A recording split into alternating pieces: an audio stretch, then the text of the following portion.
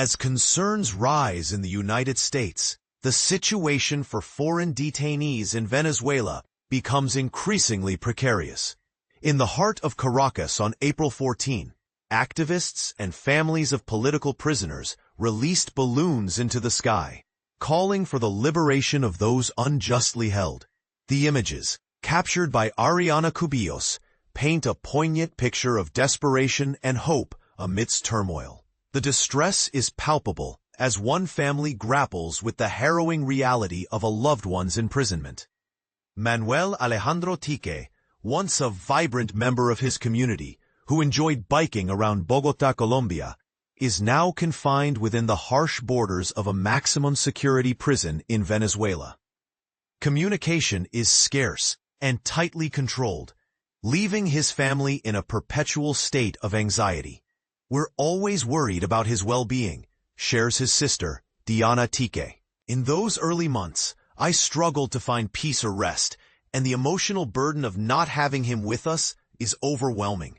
Manuel, a 32-year-old humanitarian worker dedicated to bettering lives, has joined an unfortunate roster of foreigners caught in the web of Nicolás Maduro's repressive regime, which aggressively targets individuals amidst vast political and economic sanctions imposed by the U.S. and European entities. The narrative becomes even more complex as U.S. naval forces have ramped up their presence in the region, intensifying fears among the families of prisoners. Following attempts to combat narcotics trafficking, Maduro has controversially labeled this military muscle flexing as a precursor to potential hostilities against his government. "My heart races with concern over the military pressure, as it doesn't just risk our loved ones' freedom. It also suggests they might be held hostage longer as a bargaining chip," expresses Victor Manuel Tique, Manuel's father. Amidst rising tensions, the accusations from the Venezuelan government against foreigners, framing many as conspirators, attempting to destabilize Maduro's regime, seem to sever the truth from reality. Yet, human rights organizations argue that the majority of these detainees, including tourists and harmless aid workers, are mere victims of a political predicament entirely outside their control. Juan Papier, the deputy director for the Americas at Human Rights Watch, reveals that there are currently 89 foreign nationals imprisoned in Venezuela, hailing from various countries, including Colombia, Spain, and Argentina. Earlier in the year, Venezuela exchanged 10 American prisoners for deported Venezuelan migrants, highlighting a chaotic balance of negotiation as the Maduro administration capitalizes on its foreign captives. The uptick in foreign detentions followed a deeply controversial presidential election in 2024, which has been met with accusations of fraudulent practices, spurring even greater international condemnation of the Maduro administration, labeled by U.S. officials as corrupt and illegitimate. As Papier astutely puts it, it seems that the Venezuelan regime is using these foreign nationals as pawns in a strategic game. They appear to be extorting foreign governments in retaliation for their stances on electoral fraud. Manuel Tique's humanitarian mission in Venezuela was to deliver critical workshops on monitoring food and medicine distribution for local charities. Unfortunately, upon trying to cross into the country, he was arrested at a border checkpoint and subsequently fell into a silence that lasted several weeks, an act widely recognized as forced disappearance by advocates for human rights. We lost all contact with him on September 14th of last year. It took until October 17th for us to see him mentioned on television, recounts Diana. One of Venezuela's most powerful officials accused him publicly of being a mercenary. In the solitary confines of prison, where inmates maintain sporadic communication, access is limited to only 2 phone calls in an entire year for Manuel. Victor Manuel Tique keeps a cherished photo of his son close.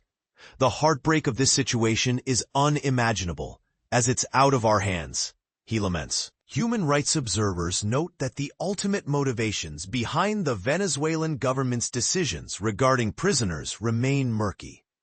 As the international pressure mounts, some analysts believe Maduro may resort to taking even more prisoners as a desperate measure to maintain power amid escalating scrutiny.